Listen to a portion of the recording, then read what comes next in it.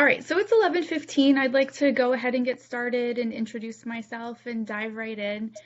My name is Katie Carnival. I'm really happy to be here. Welcome to my session, Getting to Know Generation Z. A little bit about myself. As you will see from my intro slide that is coming now. I'm a media and communication instructor at Delaware Valley University in Doylestown. I've been there for 3 years, and we just graduated one of our largest classes in the English department, which was very bittersweet for me. A little bit more on that as we go on. In addition, I've been an adjunct at several local colleges, including Rider and Bucks as well. And before Del Val, I was in the nonprofit industry. I worked as a director of communications at a nonprofit organization for several years. I oversaw all of the organization websites, social media pages, newsletters, events, things like that. It was a very grueling job, but I did love it. But during that time, my entire professional career, practically, I had been an adjunct. So I've been in higher education for more than 15 years, and I just loved it. I knew from my very first class it's what I wanted to do for the rest of my life. So, I left a job that I love for my dream job, and that's really how I feel about teaching.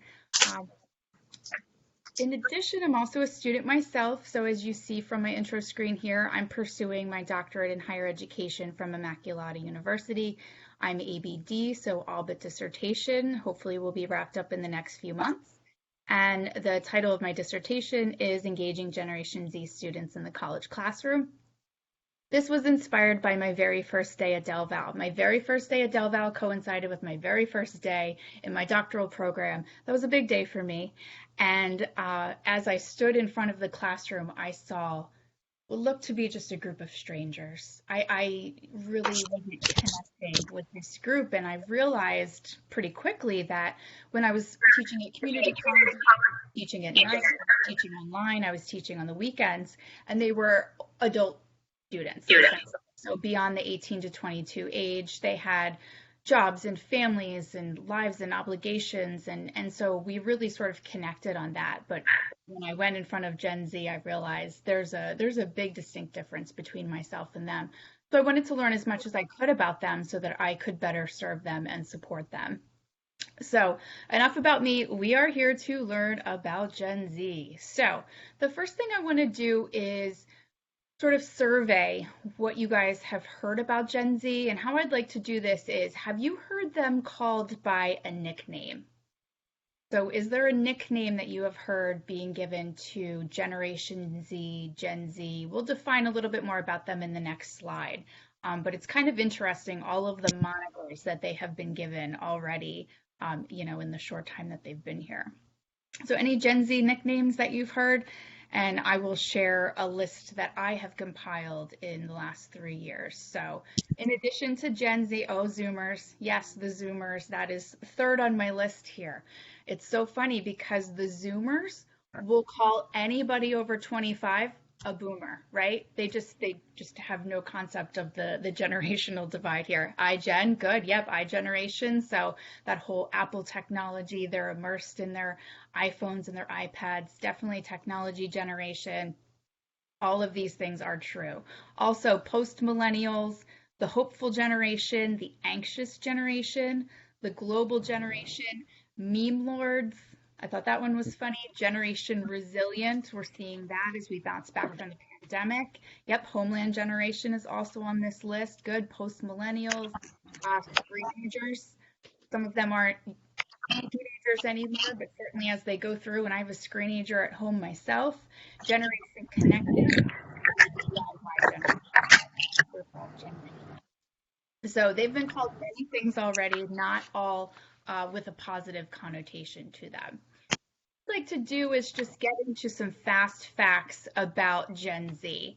So first, let's define Gen Z, and I typically go with the Pew Research Institute definition, so that's kind of what guides all of my research and as I've been putting together my dissertation. So Pew Research says Gen Z was born between 1997 and 2012. So you might see some differences in the dates according to the source. So right now, Gen Zers are between the ages of 10 and 25. So think about individuals in your life who fall into this category. Do you have children who are Gen Zers? Do you have nieces or nephews, friends, neighbors, acquaintances, students probably, right? We are surrounded by Gen Z. We have a lot of Gen Zers in our lives. Fact number 2, they are the most diverse generation in US history. They make up nearly a quarter of the population, and they're the most ethnically and racially diverse generation in US history. As of 2019, 52% of Gen Zers are white, 25% are Hispanic, 14% are Black, 6% are Asian, and 5% are other. So if we compare that 52% of Gen Zers who are white, and we go back to 2003, or millennials at the same age, 61% of them were white. If we go back to Gen Xers in 1987 at the same age, 70% were white. So each generation is becoming distinctly diverse, more diverse than the last.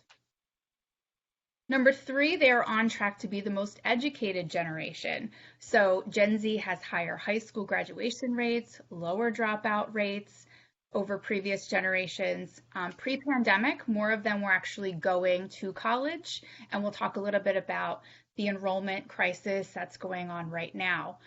But according to a Pearson Global Learning Survey that was recently put out, 68% of college students see more value in their education than ever, and 72% have an urgency to finish it. So they see the importance in the career that they want to pursue, and many of them are taking steps to do just that. Fact number 4 here. They are the first generation of digital natives, so they were literally born into the digital age. They were reared in the first truly mobile era. They have never known a world without the World Wide Web. So many of us remember life before the internet and what that was like, and before smartphones. They don't know any different. So they don't remember a time before the 9/11 attacks. You might have had this realization. Teenagers and digital natives.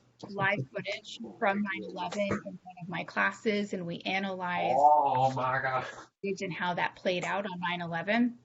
And for most of them, it's the first time they had ever actually seen that footage.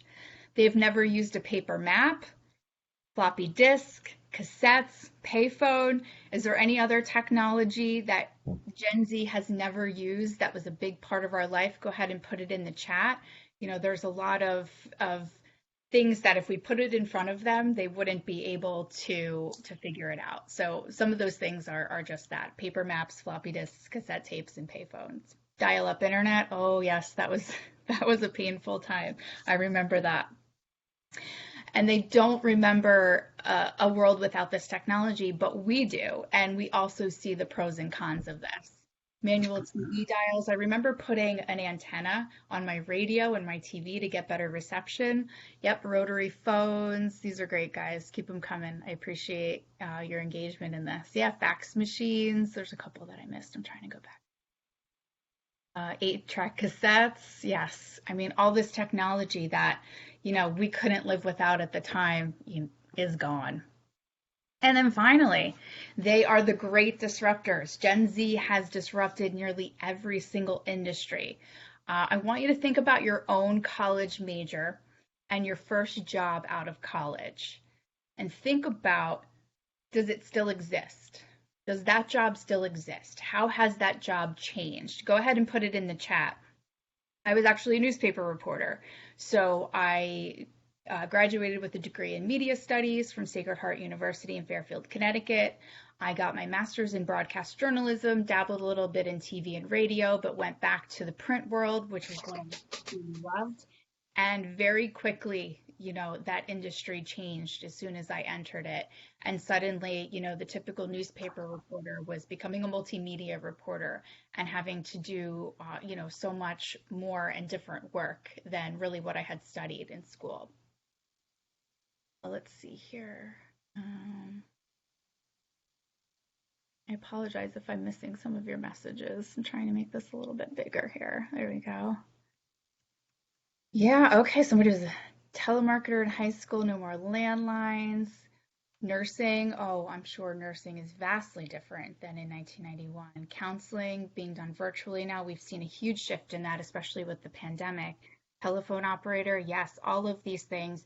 And I'm sure all of our majors and our jobs have pivoted and shifted in some way. Oh, libraries and online resources, absolutely. So Gen Z isn't solely responsible for the disruption of all industries, but they're certainly playing a part and they are absolutely ramping it up. Yes, advertising, digital and social media. Yep, that is the world that I live in too, Rich. So yeah, I absolutely agree with that one. So my own Gen Zer at home shows me every day how he uses technology, and it's kind of amazing to me. So he has an app on his phone for his money. He actually just got his first job. He's going to start working at Chick-fil-A in a couple of weeks. Very exciting. But he uses Cash App, so never actually with physical cash. Doesn't He watches the physical TV, but he's just streaming, right? A lot of us have cut the cord. We actually cut the cord earlier this year, and I was a little bit nervous about it, but it ended up being okay. If you're a cord cutter, go ahead and put that in the chat and let me know how that's been for you. And one of the most Gen Z things that I heard was this past weekend, he was playing, him and his friends were playing basketball and wiffle ball, which I was very excited about. I was, very happy to see that. And they love to get together and be outside and be active. But he said they ordered food from DoorDash. So using their phone, they ordered food to be delivered to his friend's house. And they ordered it from a ghost kitchen that was endorsed by a YouTuber. So if that sounds completely, foreign to you and you don't understand what I'm saying, I totally get it. But my Gen Zer, he broke it down for me. So the YouTuber was a young man named Mr. Beast. Mr. Beast has a very big following on YouTube, and he is building this whole brand. So Mr. Beast he does a lot of philanthropic work. He gives a lot of money away, but it's at the cost of creating content. But what he's doing is building his brand, and one of these things is through Beast Burger, which is what he is trying to establish. So he has all of these ghost kitchens, and a ghost kitchen is basically you will rent out space in a kitchen that's not being used, or as my son found out, one that is being used, and he will, create these orders and have them delivered. So you can't go to a Beast Burger, but you can order from a Beast Burger. And my son was very savvy. He Googled the address and he said, you know what, Mom? It was Red Robin. And so it kind of all just clicked together. But I thought, what a Gen Z thing. We're ordering food from an app that's coming from a ghost kitchen that's endorsed by a YouTuber. I thought, oh, I feel like I have heard it all. All right, so yes, let me see. Checkbooks, yes, absolutely. Um, I do write paper checks. A couple of the companies that I have to send bills to still require checks, although our landscaper is now taking Venmo, which is really exciting. I'm sorry, I think I missed a couple of your chats, so I'm trying to open those up here. And chat doesn't want to. Okay. Apologies. I will try to do a better job with keeping up with that. All right, so we've sort of laid the groundwork here. We have a foundation for who Gen Z is, what Gen Z is. Yes, printing out map directions. I remember that well. I have no sense of direction, so it's beyond me what I did before all of that. But yes, lots of papers with me at all times. So I love this graphic because it really lays out all of the generations that are, with us, and all of sort of these hallmarks of the different generations. So find what generation you are, and I apologize if it's a little bit small, but look at the lingo, so the slang from that time. Look at the car that was popular, the toy, the different technology, the big event that happened during that time. And I have a feeling that Gen Alpha is definitely going to change from Trump/Brexit to the pandemic.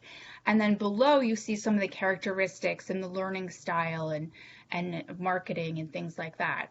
So I thought that this was a nice little snapshot. As you can see in this graphic, there is a difference already in the definitions of the different generations. But every generation has their own kind of hallmarks and pros and cons and contributions to society. So we will go away from here now and go back to Gen Z here. But what I'd love to do is engage you a little bit more. I don't know if you've ever done this in one of your classes, but oh, you can only see me? Is everybody able to see me and my screen? Yes. Okay. I'm not sure what's happening on your end, Candace. It's possible you're using a phone and maybe have to go back and forth between the two views. So I apologize that you're not able to see my screen, but it seems like the majority of you can. So this is something that I do in a lot of my classes to engage my students. It lets them use their very favorite thing in the world, which is their phone. And this web-based program is called Poll Everywhere. And in Poll Everywhere, you can create polls for groups to take. You can create word clouds. It's a free thing to use. There is an upgraded version where you can have more responses. You can have unlock further activities, but I just typically stick with the free version. So I'll walk you through this a little bit. What I'd like you to do is use your phone or your computer. If you're using your computer, you are going to use this website. Sorry. So if you see down here, web, you're going to go to pollev.com/generationz749. And that will bring you to our active word cloud. And then if you're using your phone, what you're going to do is go in and start a new message. And in the to area is where you're going to put that number, the 37607. That's the number that you're texting to. And then in the message, you are going to type Generation Z 749. So the number that you are going to goes in the to box up there, 37607. And then the message is Generation Z 749. What I'm looking for you to do is type in one word that comes to mind when you think of Generation Z. And then in a minute, as the submissions come in, I will show you how that populates onto the site and how that can make for good discussions in your classroom. So I'm going to do this right alongside you guys.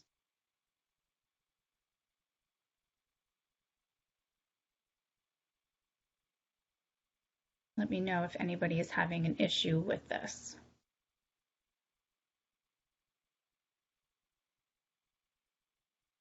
So Candace, I'm sorry, I'm not sure what to tell you about the view. Let me see if I can type in the chat here. Oh, you did. Okay. Okay, good. So I'm going to flip here so that you guys can see the results. And here we go. So these are the submissions that you guys have already sent in. And so we are seeing some of the words that you guys associate with Generation Z. So authentic, distracted, identity, talking, diverse, quick, individualistic, optimistic, oblivious, smart, anxious. These are great. These are great. I think this is a really good snapshot of, what we know Gen Z to be. Good. So you can keep them coming. You can see a couple of words that are getting bigger. So that means that those have been submitted more than once. And so as something is submitted more than once, they end up getting bigger in the word cloud. And this is a really good activity to do if you're doing word association with any type of topic, or you're looking to poll your audience on something, poll your students on something. I do this quite often with their technology use and social media and things like that. But I just find it to be a very user-friendly program, and we typically get some good conversation out of it as well. Good, we can see identity coming to the forefront here, cell as well, spending a lot of time on those cell phones, which we will talk about.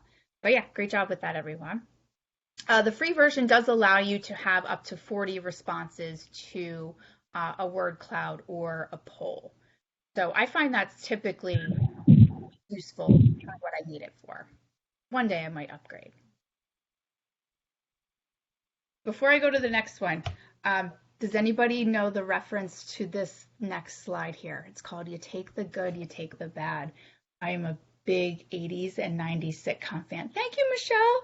Thank you, Michelle. Yes, The Facts of Life is one of my favorites. Oh, you guys are good. You are my people. You are my people. I own all the DVDs. Yeah. Oh, you guys have made me so happy. You really, really have. So this is kind of how I feel about Gen Z, right? We take the good, we take the bad, we take them both, and there we have. So I'm going to just move my chat screen over so I can see that a little bit better. So now we're going to talk about the hallmarks of Gen Z. So you guys have brought up some really good, just one word sort of example or characteristics of how you perceive Gen Z, and they were really all on point. So what I've done is put together a SWOT analysis. And this is typically done for businesses, corporations, projects, people even. And I know in our keynote speaker this morning, she had a lot of great insight, and she hates the word weaknesses. And I thought, oh no, weaknesses is part of my presentation today. But we can reframe that, and we can see as I get into that how they're not all true weaknesses.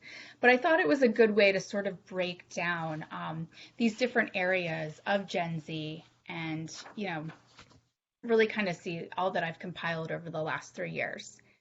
Let's see. Yep, I saw the live version as well. So entertaining. Loved it. Different Strokes. You probably have one of those theme songs in your head now, right? The Different Strokes one is just equally as fantastic. All right, so let's get to those strengths.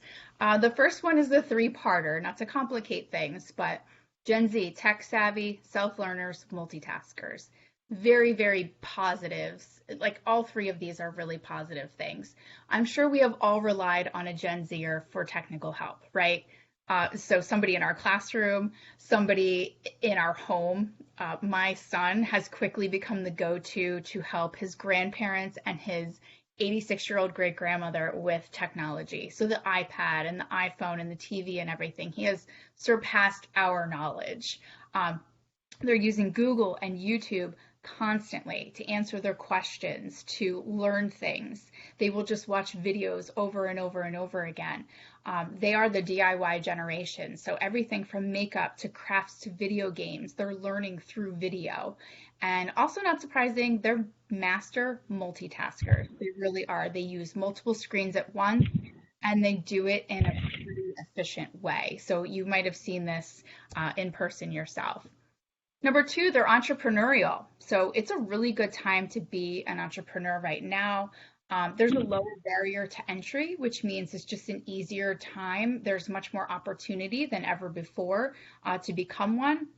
So I have students who, they hadn't yet graduated and they're already building their small businesses. They're setting up their creative works on Etsy. They're becoming paid influencers on social media. They're becoming consultants for social media and their clients. And it's just really fantastic that those opportunities are available. They're not necessarily filling many of the traditional jobs that maybe we had as teenagers.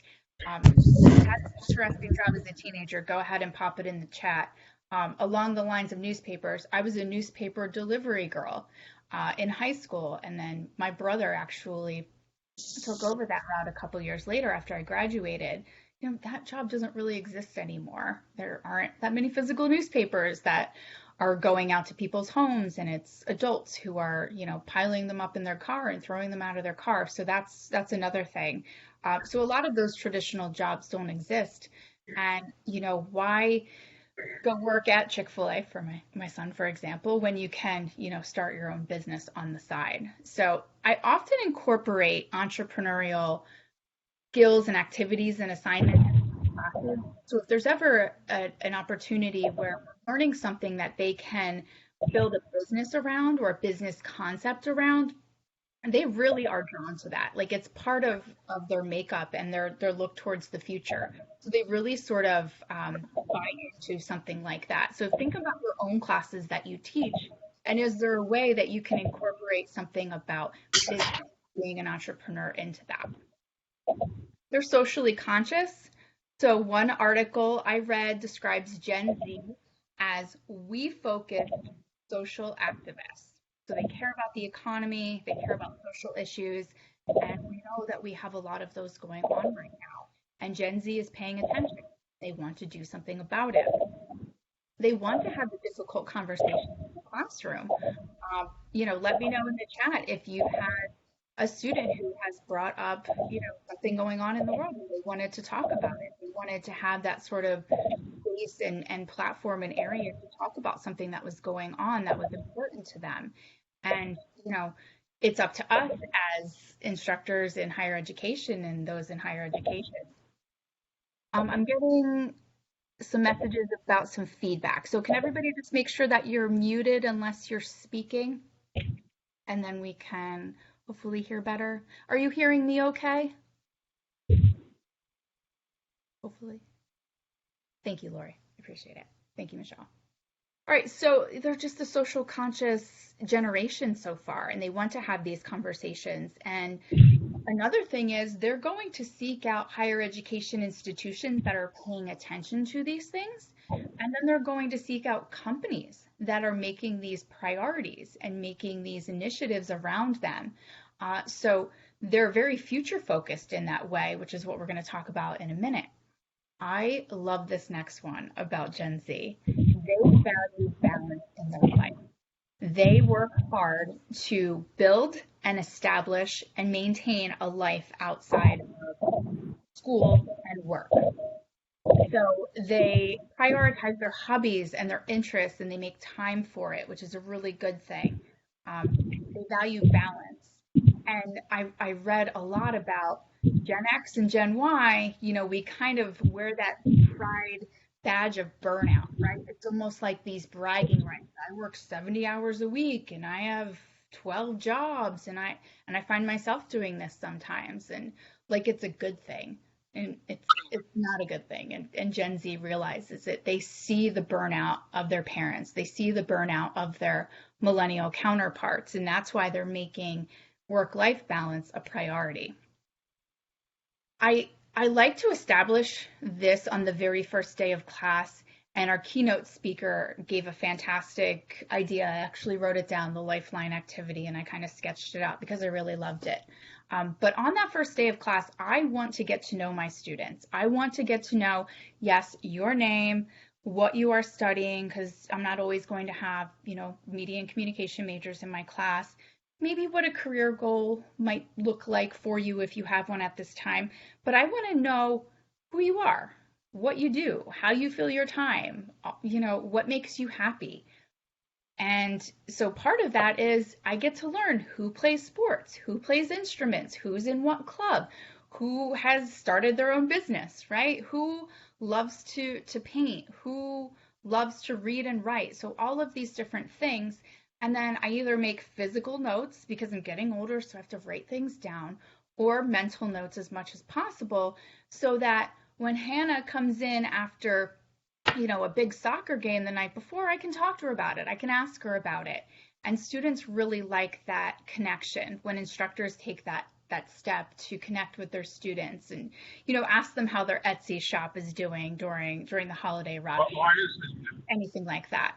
Making those connections with students and showing that you value the balance you have in their life. Why is the average mileage suddenly Can everybody go ahead and mute themselves, please? And in addition to that, they get to know a little bit about me, right? So with communication classes, I do get to know a lot about my students, and I want them to get to know a lot about me. Yeah, Mute. Never been this high. I don't think I'm able to mute. I will do my best to. I think we're good. And so on the first day of class, I share a bit about myself as well. I was a competitive bowler for most of my life. I'm a huge Phillies and Sixers fan. And, I aspire to be a crazy cat lady. These are things that might not have come up otherwise throughout the semester. But if somebody else is a Phillies fan, they might strike up a conversation. If any Phillies fans are on this call, I got a text from my brother a little while ago. Joe Girardi was fired. So this is big news. So these different connections that you can make with students really are important, and it shows that you appreciate their balance in their life and their life that's outside of the classroom. Really helps make a nice connection. And lastly, they're future focused. So many of them are willing to change their daily habits. They might become vegans. They might find alternate forms of transportation. They might pay more for products from companies that have those socially conscious initiatives in place and are looking to give back. So, these are all really nice strengths of Gen Z that I think that we can learn a lot from as well. All right. Take the good, take the bad, right? So let's talk about things that will probably be obvious to you, but let's put some numbers on it. Let's see what we might be able to do to support Gen Z in this. So tech dependence and addiction, we have to be careful with that word because it's an official diagnosis, but we know it's an issue. Half of Gen Z's waking hours are spent on screens, and more than 7 hours are spent watching videos. So think YouTube, think TikTok, other social media platforms. They are immersed in video all day long, and they live online. They absolutely are connected at all time. And we've seen how much this can affect them as people, them in the classroom. You can walk around your campus and you might see students who look just like in this photo behind my graphic here. And they're buried in their phones. They might not be talking to each other, missed opportunities for connections. You might walk into your classroom and it's completely silent and everybody's on their phone. Every chance they get, they're on it. And we can see how that is detracting from their ability to be a successful student. Number 2, here we go. Mental health issues, mental health struggles. So I'm not saying that the fact that they are being diagnosed with these things is a weakness. In fact, I put this in the category of strength as well, because I love that we are having the conversation around mental health struggles and challenges, and there is much more of a conversation than there ever has been before. But we understand that these carry into the classroom and our ability to work effectively with our students. So 1/4 Gen Z self-reports a behavioral health diagnosis. So ADHD, anxiety, depression, bipolar disorder, PTSD, and there's a long list of others. And this is 10% less than millennials, much less than Gen Xers. So we can see that this is probably correlating with the fact that more attention is being put on this. There's much more acceptance around it, and there's much more supports in place for students. But still, this obviously interferes with their ability to be a student. So attendance in classes might be affected by something like this, their ability to complete work. I don't know about you, but I'm giving out a lot more incompletes than I ever have before for students who are just sort of dropping off in the middle of the semester, or those who just are having such struggles that they can't complete their work, but they're already halfway through the semester, so they're asking for that incomplete.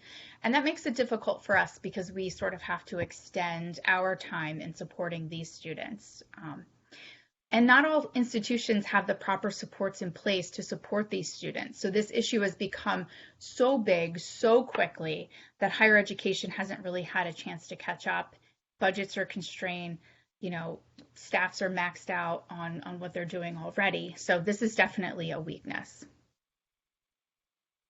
Oh man, Candace says she was in the car, or one walked right in front of a car in the parking lot on Wednesday. Yes, absolutely. Just the attention that they're paying, not paying to things that they should be, and the distractions. Absolutely.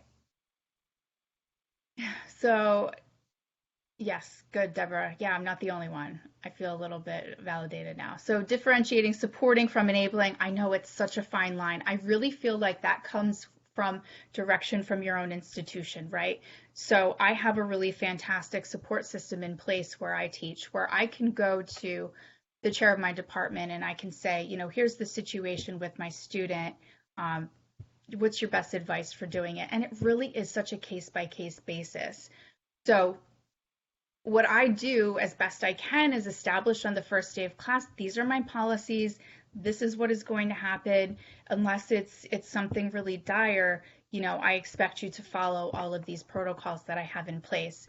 But of course, I'm a human being. I have a beating heart. I know that situations happen. I know that things come up. Students are struggling with a myriad of things. So, there is a very fine line between supporting and enabling right now. And I think you just do the best you can with the supports that you have in place at your own institution. But good question. Short attention span. So Gen Zers have the shortest attention span. And can anybody guess what that is? Any idea how many seconds the attention span of Gen Zers is? I've had that as well, Doug. All right. All right, good guesses. Good. Oh, yeah, we're a little. Very good guesses. It's actually 8.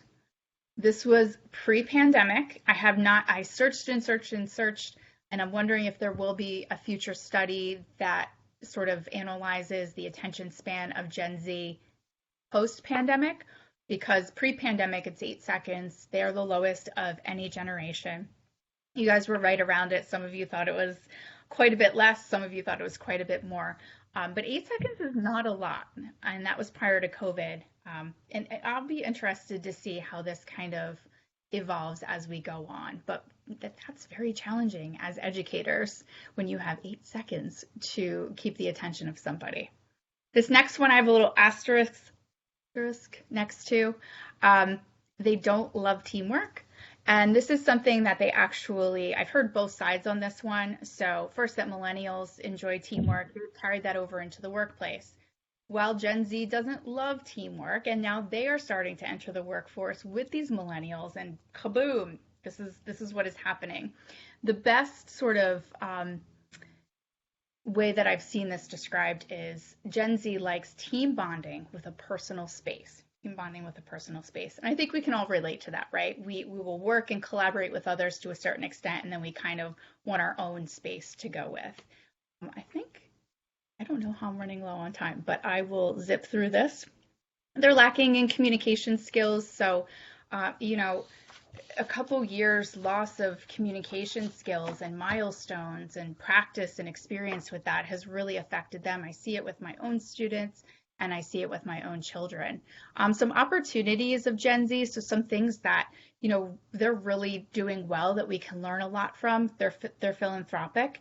They're not necessarily giving a lot of money at this point, but they are spreading the word via social media about what they believe in. They're leaders, so they want social change. They want to own their own businesses. They're outspoken about what they believe in. And this isn't much different from other generations. Sarah was going to Hershey Park.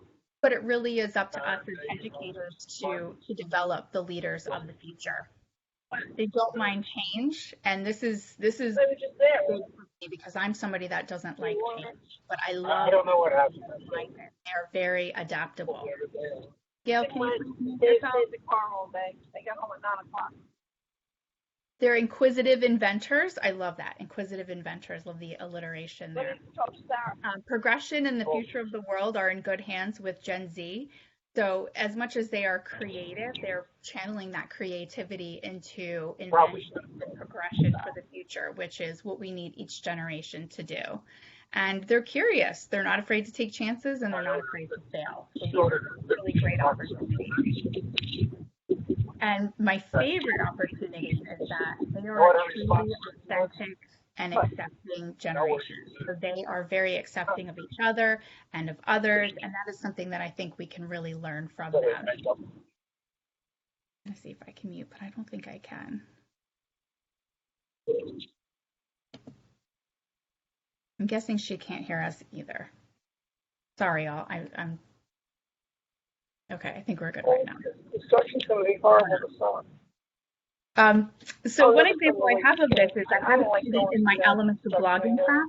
She created a fashion blog, and in her introductory sort of post, she said, the wonderful thing about fashion is so no matter what you are comfortable in or what you want to wear, you go with it. That's so refreshing. I love that. Because I still want to wear my side part and my skinny jeans or whatever else, they hate about, the generations before them. But it really opened my eyes to the fact that they are very accepting of each other. They've also taught me terms like, let me know if you've heard any of these terms: toxic diet culture, love bombing. This is a negative thing. Love bombing is bad. And trauma dumping. Are those not intriguing terms? So these are terms that they are developing, putting definitions on and naming of things that they have identified that need to change in the world. So I just love the fact that they support each other and lift each other up. So I don't have a lot of time. I'm just gonna show these on the screen real quick. Oops. So some of the threats, there's just too many creators. They all are nano creators. Financial stress, they lived through the Great Recession, so they might have seen parents who lost jobs or homes. They see a lot of people saddled with student debt. Minimal social life, some of this because of the pandemic and obviously the over immersion of technology in their own lives. This is related to the pandemic, and then the academic challenges that kind of come with all of these things, right? If you're a student who is taking out a sizable amount of loans and having to work full time, if you are in a situation where it's difficult for you to be successful in an academic world, these are all areas that sort of threaten Gen Z from being, as successful as they can be in higher education. So I did want to say more on that, but I apologize. Just my last few things here. So this is what Gen Z is looking for in higher education. They're looking for a high quality education, of course. They want flexibility in their education, opportunities to be creative. They just like to create. So if we can find a way to give them this opportunity in class, so create a business example, create a presentation, a photo gallery, a podcast, a website. You can connect any of these things with it. Yes, Candace, I will. You know what I'm going to do? I think I might. No, I accidentally copied that at some point. I'm going to grab the link right now and pop it in the chat. So this is web-based, so you can access it at any time if you go ahead and copy that link and save it. And I can also send it out as well. Instant information. So this is something they want from higher education, but not necessarily something we should give them.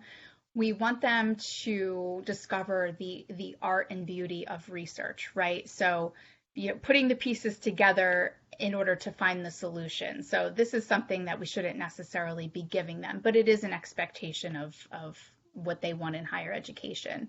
A judgment-free experience. Have you seen those commercials for Planet Fitness, a judgment-free zone? And they want the same from their higher education experience. They want to be able to be their true and authentic selves. And that's one of the wonderful things that I've learned from them. And finally, passionate and caring instructors. When we are passionate about what we teach, that gets through to them. They see that, they catch that, they understand that. And I think that's really the biggest takeaway, is making those connections with our students and, being able to show our passion for what we have studied and what we do in our lives. So these are my class of 2022 folks. They have a special place in my heart. I have a story I could tell about each and every one of them. I so enjoyed watching them grow over the last 3 years. I've watched them challenge themselves and struggle through a pandemic, persist in their education, find their aha moment, which is my favorite part about being a teacher, is when a student really finds something that they love and that they're meant to do. So don't discount this generation. Don't prejudge them. I know that they can be, difficult at times, but they really are our future, and we are responsible for shaping them for that future. So I really appreciate your time. Sorry about any technical issues or concerns. I really, hope that you got something out of this, and feel free to connect with me. So here is my email. Feel free to reach out at any time if you want to talk about Gen Z, if you want to talk about some things you can incorporate into your own teaching. But I really appreciate your time and your patience. Thank you so much.